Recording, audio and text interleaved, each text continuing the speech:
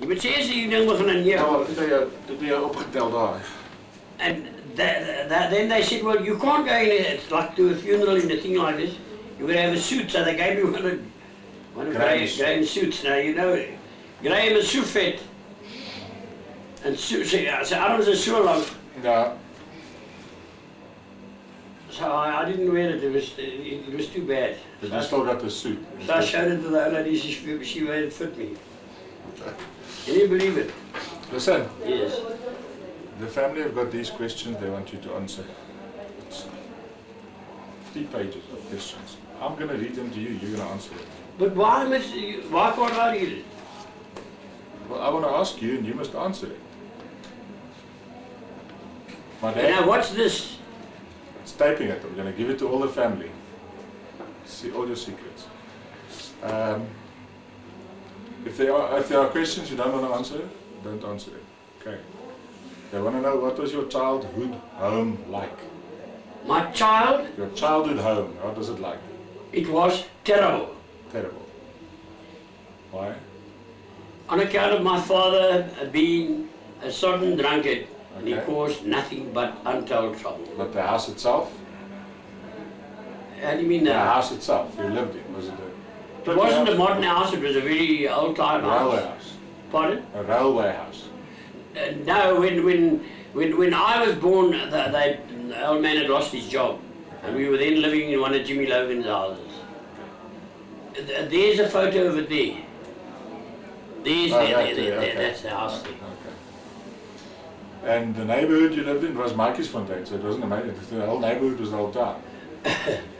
The next door to us lived a policeman, Yeah. and that was the only person in that street, except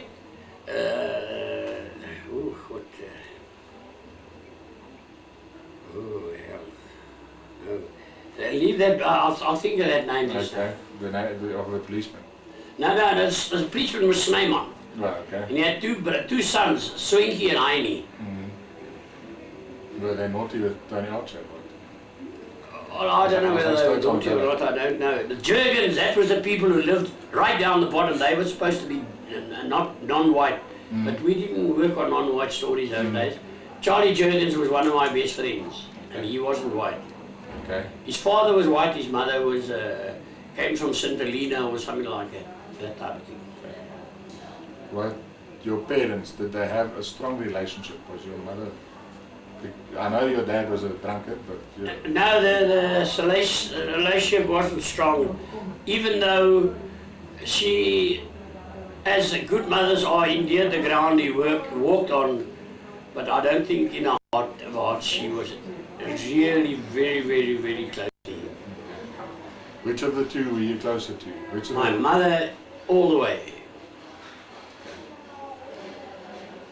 What was the biggest disagreement you ever had with your parents?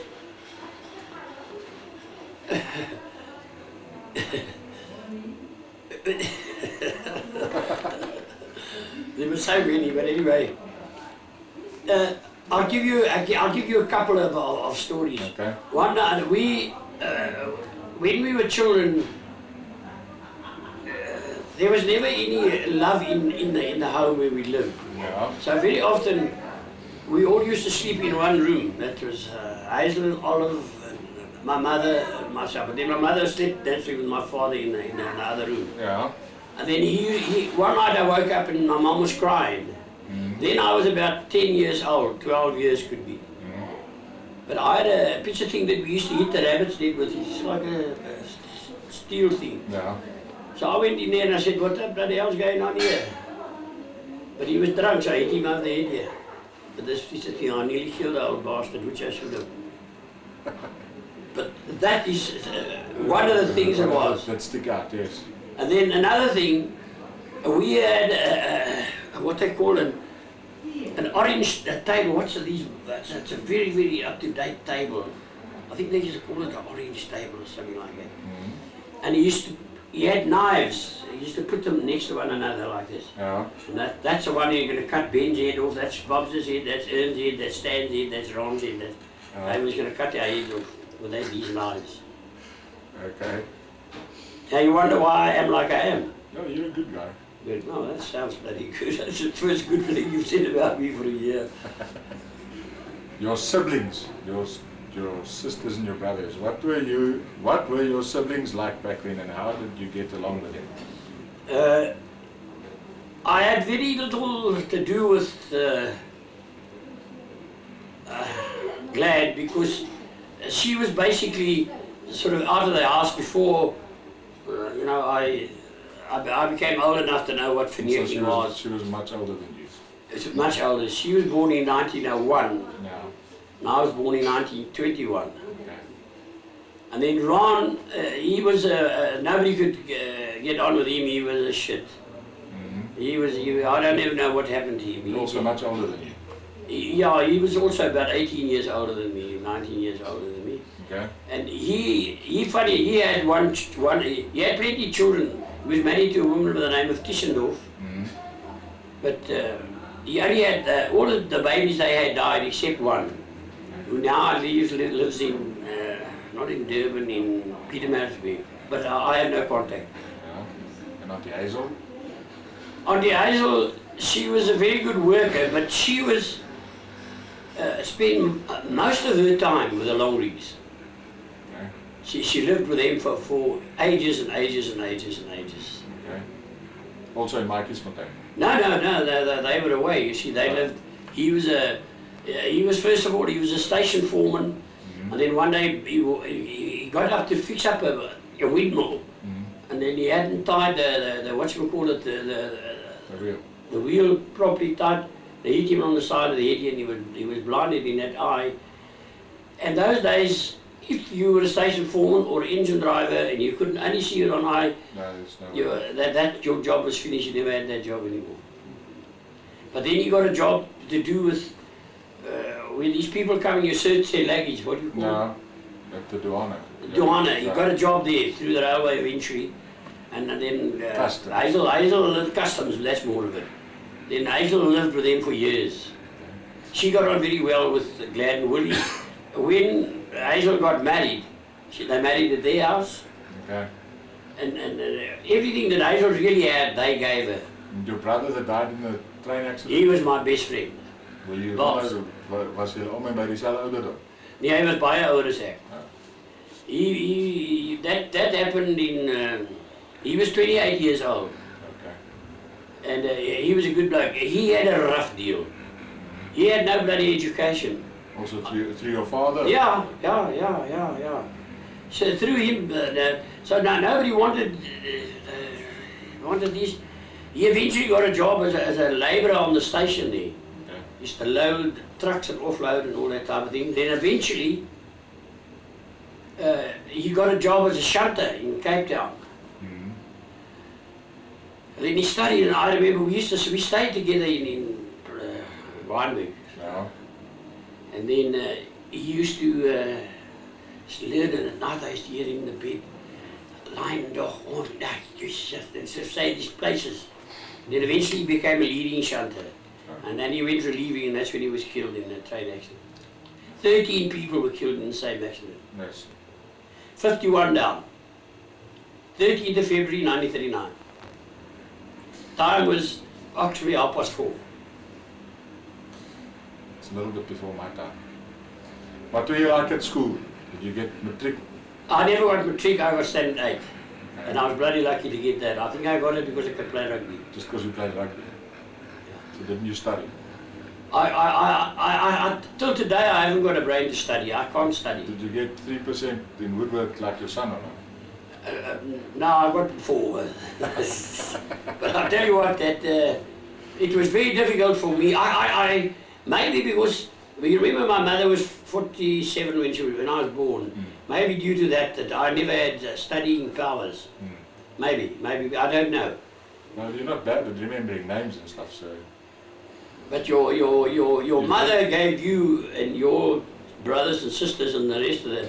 You got all your brains from your mother. From Granny. From Granny. Now, when you were a child, other than family, who were the most more important people in your life, in your childhood? But now, up to what age? Well, in your school time. Well, I was very friendly with George Corrin. He was in the army, he went to the military as well, he was in the army. His father also, funny enough, was a drunkard, and I told him that. And, Hoe kyk gesoek met die mense, hè? and he lived, they lived in Wynberg. Okay.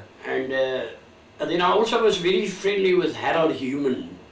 They ran a burial society, Human and Pitt. Okay.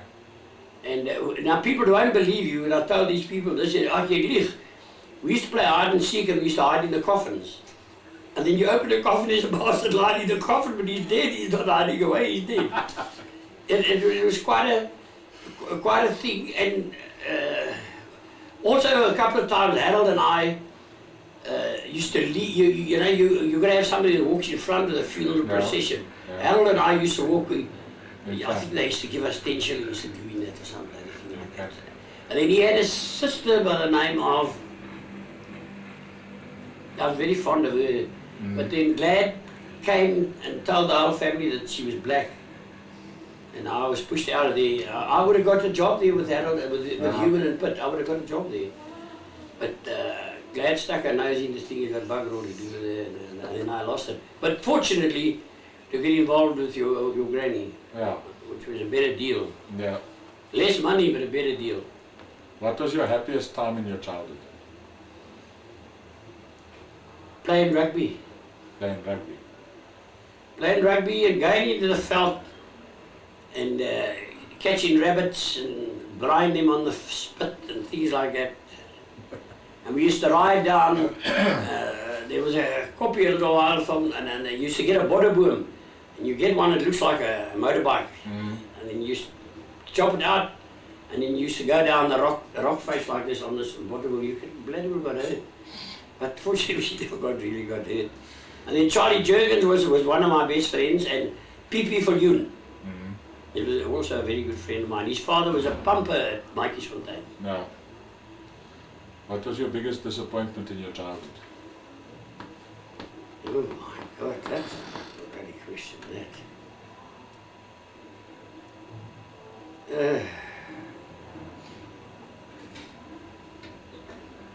No, that's... I don't know. If you don't have it. No. A disappointment I had, which I don't know if you can call it such, but I never had enough brains to go to matric, but I would like to have gone, because then I would have had more intellect into rugby. That was the big thing, but I never had the brains to do it. I really didn't. Okay. What hobbies did you have when you were a child? Other than chasing girls? Well, when we were young, what hobbies? I used to chase girls, I know that. Well, my hobbies, you know, we at school we used to play cricket, tennis, baseball. If that's hobbies, all them, that's what I did. Yeah. And then... your phone's going... You want to talk to somebody? I think it's just the SMS. Thanks for the money you put in. Okay, no trouble. No, it's cell C that is stupid. And then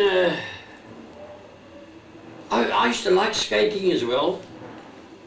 Roller skate?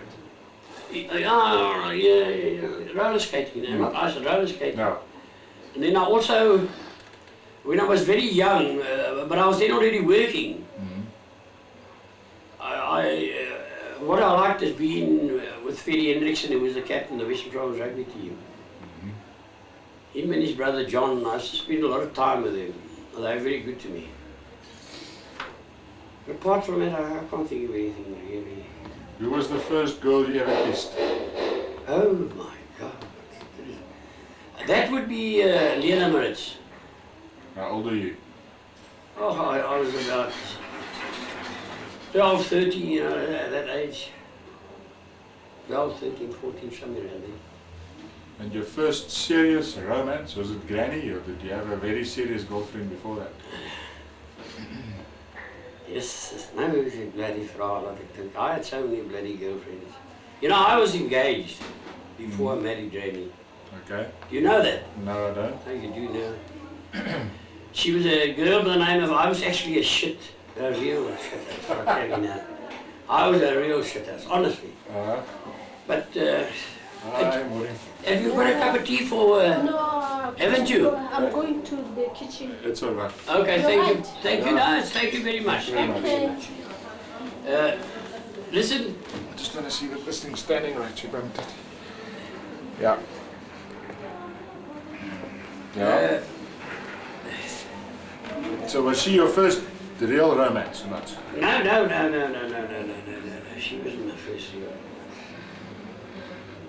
I think one of the Maritz girls was, I don't think it was Lena, I think it was one of the others. There was plenty, there was 22 of them, so you had a choice. Yes. There was 22 Maritzes, Yeah. which a lot of people won't believe it when it comes on there. But there was 2 mothers and 1 father. Okay. But there was, And that's still 12 children to a parent, just that's enough.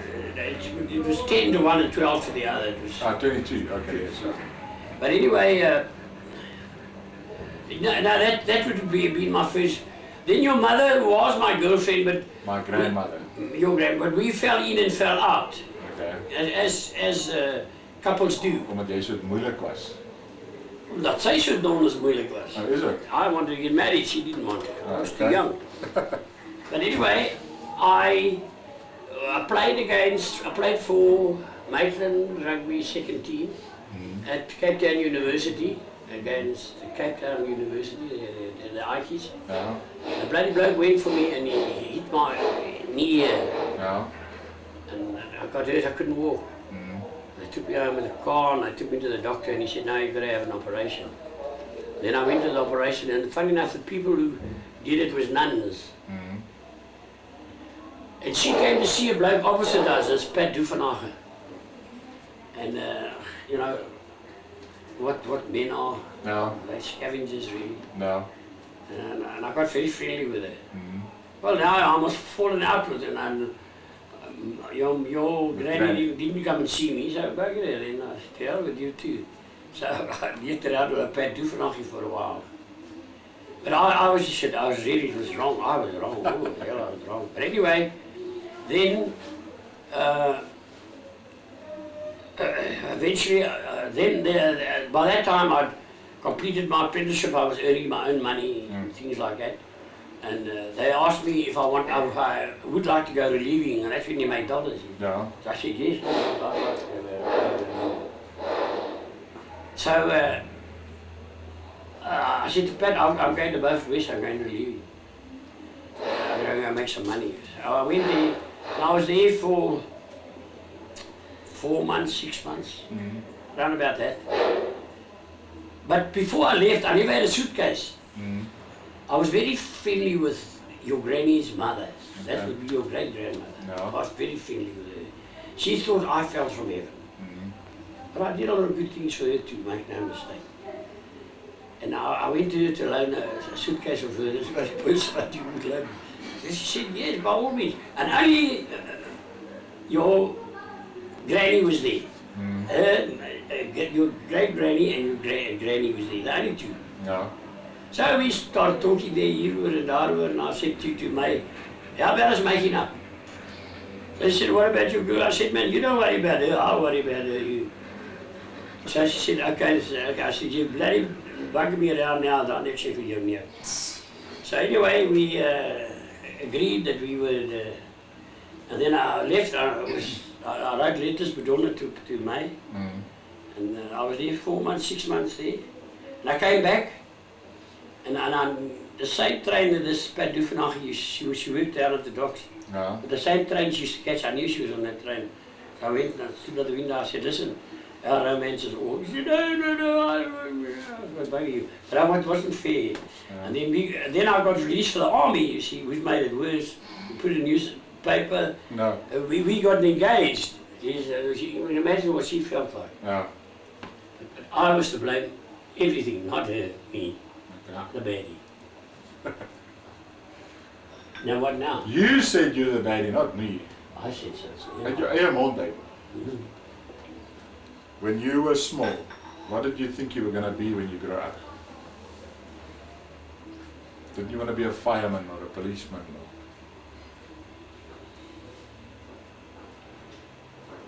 Didn't you dream things like that? I can't tell you. Were you and Granny in love from the start? Or was it something that grew? Do you want to know how I met Granny? Yeah. Hazel was then staying with the Longrigs. Mm-hmm. God knows where I was staying, but somewhere. Yeah. So I went there, I had shorts on and a shirt, that's the way I used to walk around. No. So she said, you got to go, it was Sunday, you got to go to church with me. Oh, I said, man, you letting people go to church, all right, you bloody head, man, what the hell are you going to do in church? She said, you got to go to church. I said, but I'm not, I'll go like this as long as I can go like I am. She said, you can go like you are. Yeah. So I went like that to church. And when we got there, they had sort of, before that, they had a little program of children singing and all this stuff before the church started. And there was a bloody woman there with thin legs, thin legs there. She was singing. That was great. And I said to Hazel, I'm going to marry that girl. She said, you know, you always bugging around with a woman. And that was May. And then she got a prize, a Bible for a prize for something or another, I don't know why. No. And her mother and Ronnie, he was then that big, he was about three years old, naughty like you. And then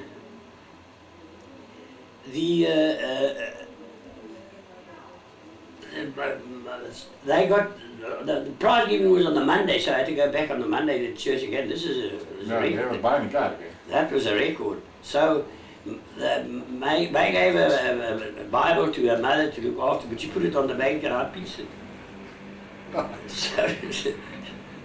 So then, So to steal you any card? yeah, still so when he gave a nice place to pinch it. It's honest pinching. So when she went home, I suppose they cried like hell, the Bible's gone. So the next night, the Monday night, the Tuesday night, and I go down to the house, dit wil nog alle blij, dit wil houden. No. I knock on the door, here comes the father. He said, "You bastard." That's what he was. I said, "What's your daughter?" See that bloody gate. This will be the last time you come in that gate. I'll thrash you and whip you to bloody hell. My daughters are not there. People liked you, eh?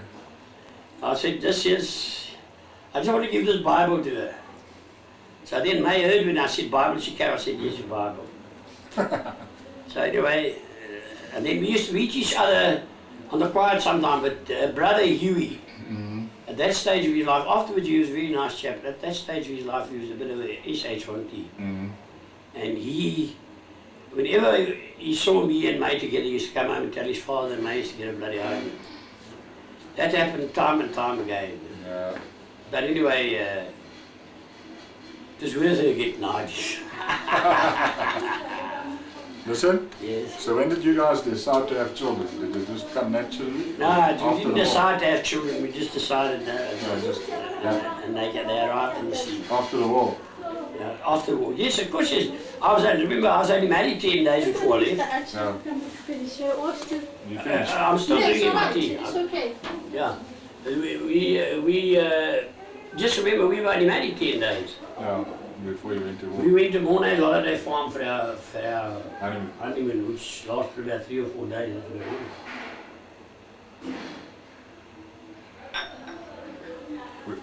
What was the most rewarding thing about raising children? The most rewarding Rewarding thing. the thing is to see your children grow up to be something better than you actually were, and they achieving something in life. Okay. That meant that you may have thought, that's me now, or mom, we may have thought we weren't all done, or weren't all that bright, but we still had something in us Yeah. which worked over into the children, which made the children live on a higher level, a higher plane than what we did. No. We never had the guts to do what you people did. Like you started a business. None of us would ever have started a business. Like your father started a business. No.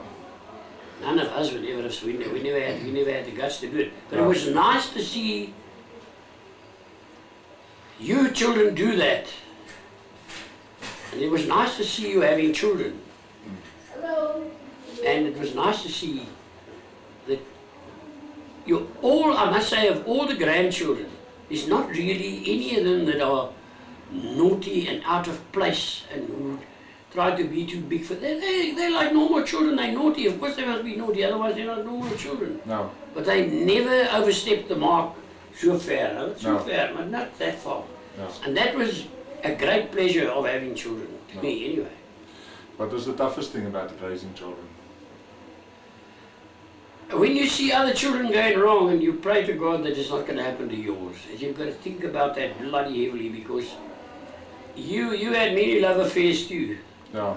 Sometimes I thought you would marry somebody which I didn't like, and then I think, bloody willing and then. But anyway, that and then I let him up with my doves fly.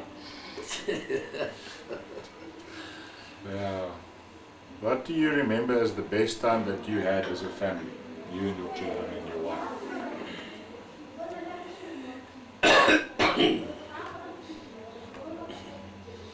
I think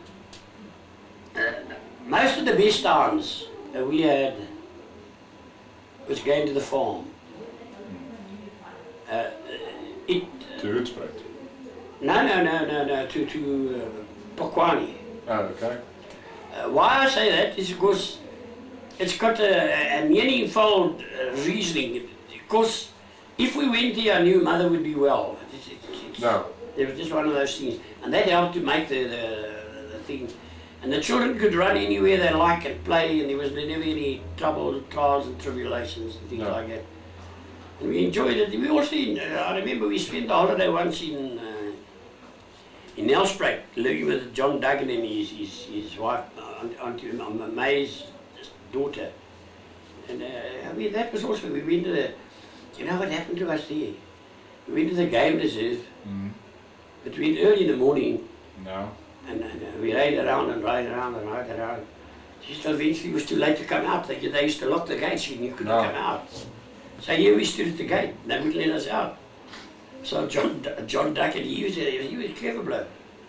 He went to the, there must have been an office here, I can't remember. And he went to them and said, "Can you sell us some baby food?" So the bloke said, "Where the hell did you get baby?" Well, he said, "There's a baby here starting to cry now, you can hear them the whole damn night." And then eventually they let us go, got account of the baby that was going to cry. But that was John Duggan. Hij was op en wakker. He should never have got the job he got, never. He did, and he did it masterfully, he did it well. No. Well. What do you think was the secret of a good relationship or marriage you and Granny had? Now what do you want to know? What do you think was the secret that you and Granny stayed together, that you had a good relationship or marriage? It was the understanding of Granny. She read me like a book. And if I got annoyed, it didn't worry her. She did what she had to do, and it sorted out like that. And that is what you're going to do is one is going to demand, and the other one is going to say no, piano. Italian piano, slowly. No. So that was it, and that I think was the whole success of our marriage. Which the first couple of years, I suppose, sometime. Nou, 5 maal mekaar. Hoe nou? 5 maal aan mekaar. It's a time with you. Yeah, I'll never forget. You know, we never had much money those days. We had very little actually. I was actually wrong. I could have made more money when I was in the army, but I never thought of it. But I had a bicycle. Winston Earn wanted the bicycle, but he had a radio. Radio. Yeah. It was around like this, and had a dialing thing about that big. You could dial it, that's all, just 2 stations. No. But the radio always used to play soft, and Granny wanted it louder. No. So I said, when you was put the what you call it, in the earth. So that night when I got home, she had a pot of soil there, and I put this the set, job. I said, "What the hell are you doing here?" You said, "I was putting it in earth." Well, I put it in bloody earth and just all plays the same. Yes. But that was good. She was, she made friends where friends didn't exist. She was very good. Very, very good. Is there anything you would do differently as a parent if you had a chance again? to raise your children? I don't think so. I think I've been very fortunate to get my children through the wrongs and rights of life, and I'm proud of every one of them. And in your marriage, is there anything different you do if you and Granny had to start over? I don't think so. I think we do exactly what we did. But Granny did most of it, and most of it was right. No. What's your relationship like with your children? Now, they might have different views to this, but what's your... Yes, I couldn't care less what they think of me. It's what I think of them, and I think they're a very nice bunch. Especially when they give me chocolates and things like that. Then they're great. Eet ons lekker. But on the average, they're very good. And even the great-grandchildren, what I've had to do with them, they all, there's I can't find a flaw in any one of them, really. No. Who in your family is most like you, do you think? Who in your family? Who in your family is most like you? Wie so harrig soos jy? I'm not arrogant. Who do you think, of your three children, who inherited most of your... Ben. Is it? Yeah. Don't bloody willing to see it. Listen, is there anything you've regretted ever asking, not being able to ask your parents? If your parents had to be an hour, is there anything that you would have asked them before they passed away? You know. The only thing is I'll ask my father, you bastard, you should never have started drinking. Well. You know, he eventually did stop drinking. Mm-hmm. I once, then I was earning money, and I met him on Cape Town Station. Yeah. He looked bloody terrible, I can tell you that much. And he said he was hungry, he wanted some money. I said, yes, to drink, you bastard. So I said, talk to you. No. So I said, come with me. And I knew the person who ran the cafe on Cape Town Station. Mm-hmm. I said to the bloke, give this wayfarer a meal. Mm-hmm. Nothing in the line of liquor or anything like that. Just give him a meal, plain meal. No. Then chase him out. Who in your life knew you better than anyone else? Probably Granny. My mother. My wife. Your my wife. wife. Well, I meant to say my wife. Yeah. But I said my mother. Yeah. Other than family, at this moment, is there anybody else that's important in your life? At this stage? Yeah. No. Nobody. Nobody's important in my life. Not at all. What do you think is the key to being a good friend? What makes a friend a good friend? Yes, bloody vraag. If you don't want to answer the... No, but you got to think about these things. You can't just chup. A good friend is you know, I had more friends when I played sport, like Harry Ball and Dougie Mackay and those people, Robert Taylor and George Corrin. George Corrin and I were very friendly. No. And this human bloke, we were all, because we could rely on them.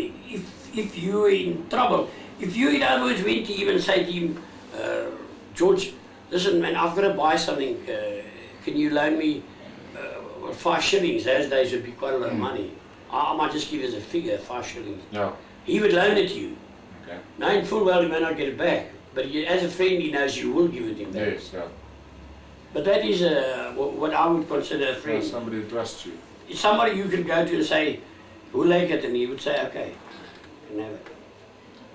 What was the most amazing place you've ever been to? What was the most amazing place you visited? Well, I'll tell you what, it's in Rome, in that place where the ash came and it covered it over. Mm-hmm. I can't think of the name of it. You probably will remember the name of the place. With the volcanic eruption or what? There was a volcanic eruption.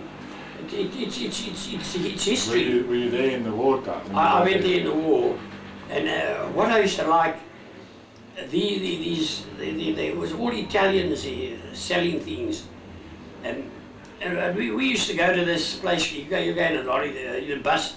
There may be women, maybe children, there may be men, and all this type of thing. But then when you're there, people try and sell things to you. No. And they walk behind you and say, "Pick and balls, you want to buy? Pick and balls, you want to buy?" And they've made it out of the copper that they got from this Vesuvius coming down there and try and sell. It was most amazing. I forgave myself at it. Forgave myself. And then I also spent a holiday, and we were there for about a week. It's right up here at the top of Italy. They often show very rich people going there. We stayed there in a hotel. We had, in the military, we were allowed to stay there. Yeah. Not that we had money. If you could go anywhere in the world, is there some place that you would like to have gone? I would like to go to New Zealand, just to see the way they set their rugby about. I'd love to go there and see To New Zealand. I would love to see that. What is your most loved personal possession? It's a motorboat standing in Louis.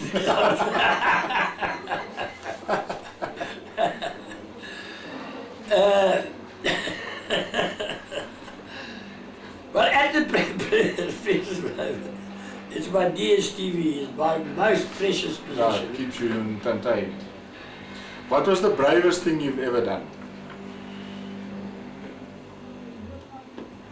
Michael, I don't know. What was the dumbest thing you've ever done? I know what we did something bloody dumb once. We won the under 19. I don't know what happened to that photo. We won the under 19 cup, Yeah. and then they sticked us to go to Paul, and they booked their caravan for us or whatever. I can't remember. It could have been what it was. I don't know. But I know there was high rocks and there was water down below. Yeah. And I'm not a swimmer, and I bloody well dived off there. You could have broken your neck. I could have broken my whole bloody body, let alone my neck. Is there anything that you've always wanted to do but never did? Like play bowls properly or something? No. If we go, I'm quite happy what I achieved in sport, if that means anything in that, to answer that. Yeah. I did quite well in rugby. I did quite well in tennis. I never knew I was chosen for the Western Province tennis team once. Then your father said to me one day, he was reading one of the bloody books of mine, I gave him things he shouldn't be doing. Not here. No. And he said to me, did you see here that you played for Western Province? And I didn't even bloody well know it. I'm being very honest. But, and then bowls, because I was very fond of bowls.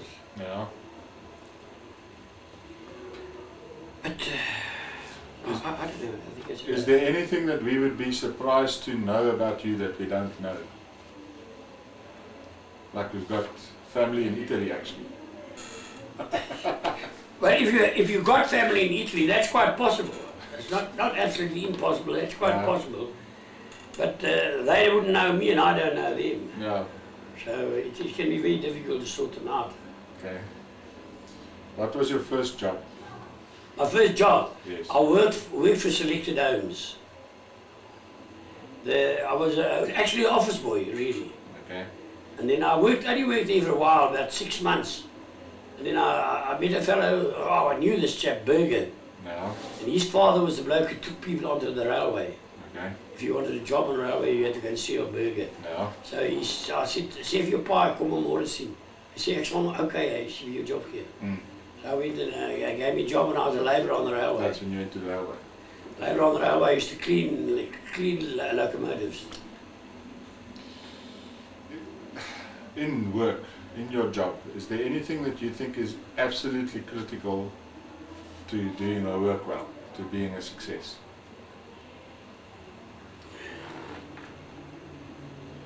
Yeah, if you don't know what you're doing, it's never going to be a success. So you must be able to, whatever you're going to do, it's no good filing a thing which has got to be level, and you don't hold the file correctly, and you're going to file it like that. That's no good. If you do a thing, you've got to try and do it properly from the start. You can't make it right where once it's wrong. Was there a major turning point in your working career? Yes. No. Yeah, I got write the book. That you moved from the art to Petersburg? No.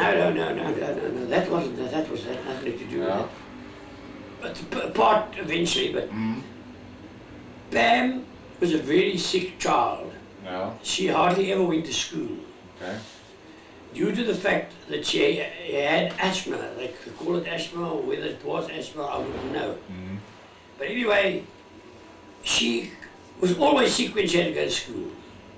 And she got thinner and thinner, and we took her to every hospital in Western Province, Grootskeur, all of those, and they could do absolutely nothing for us. I one day said to your granny, if we don't get this child out of the Cape here down to the Karoo, she's going to die. No. So I said to her, can I do what I want to do? She said, do just what you like. At that stage of my life, I was the chairman of the Artists' Staff Association in the Western Province. No. That was a job I should never have had, but anyway, I was too cheeky. So it gave me a lot of rights which other people didn't have. No. And I went on the system manager's door one morning, say my Monday morning, I knocked on the door, come inside. They didn't like me because I used to fight for the men like hell. So they said, what the hell is your trouble now? I said, no, there's no trouble. I said, well then sit down. I said, listen, I've got a very sick daughter and I want to leave Cape Town. I want to go to the Karoo. And I gave him all the reasons why. He said, listen, we'll organise this for you immediately, don't worry. They didn't like me. They started you away. So he said, but I'll tell you what, we won't send you to any place like that. We've got a vacancy at the R. You will send you to the R. You can go there any day from now. You just go to the R. You can arrange your transport, everything. I'll give you a letter. No. And that was the biggest turning point in my whole life. Would you And say I learned a lot from the local foreman there who was a shit house. at the art? He was a shit house, but boy did I learn from him. I learned a hell of a lot. If you had to do your career, your working career over again, would you do it the same? No, I'd keep it a chicken farm. This is our low blood, sir. That's not like the last year. What were the best years of your life?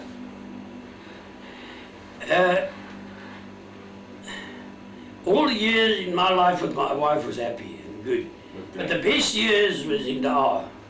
Yeah. We enjoyed it immensely, and the children did too. They would have Because gone, it was a small rural town, or it's small town. There was nothing there. In Anthony's school, there was 300 children.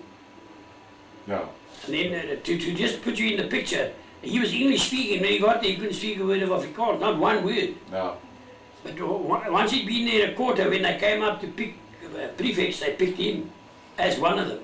okay, And then Pam and Barbara, they were in the convent there. yeah.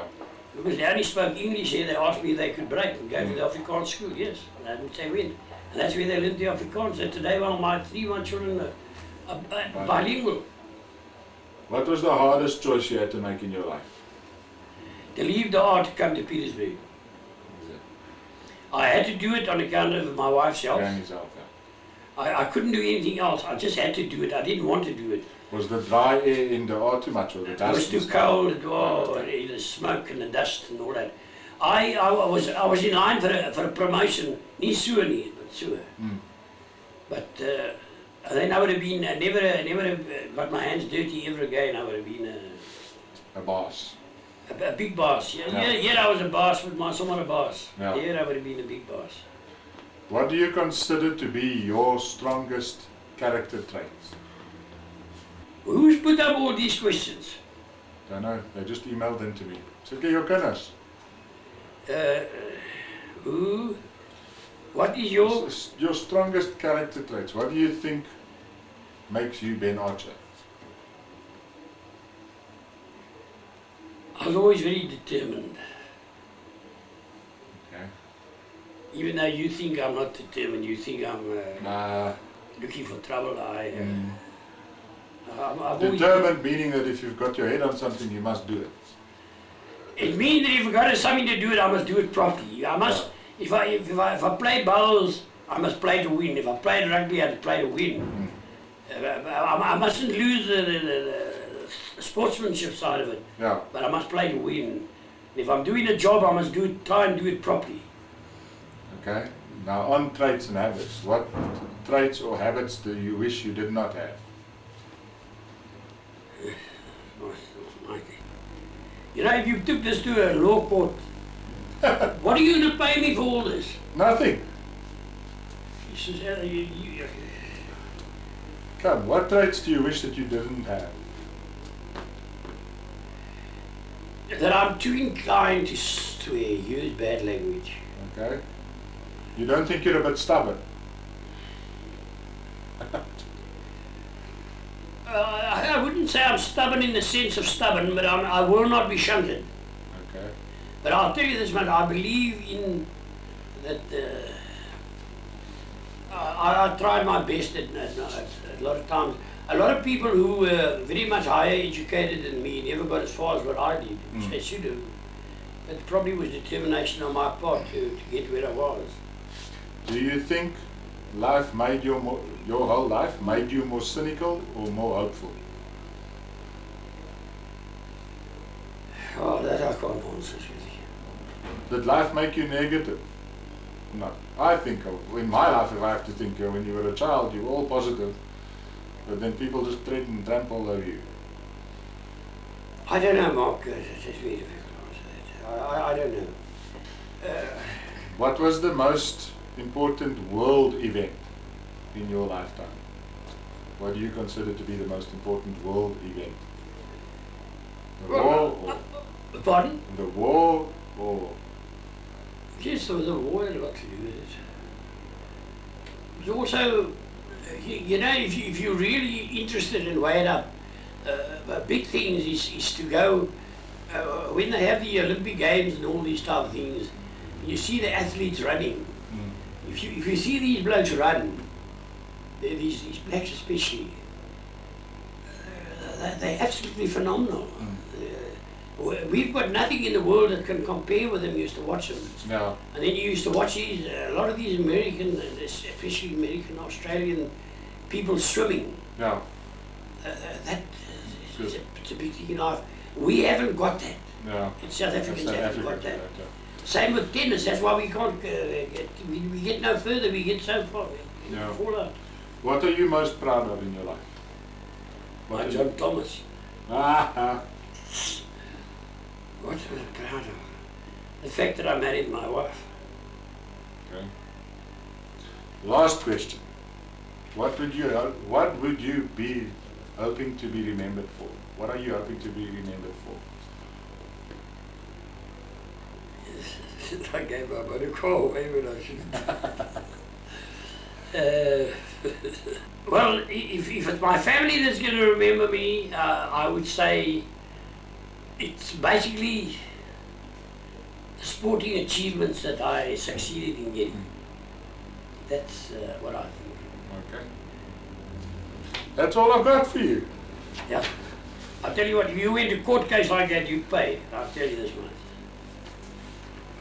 You pay, I'll tell you that much. But I answered all your questions except one I of them. must tell you, my dad says hierso.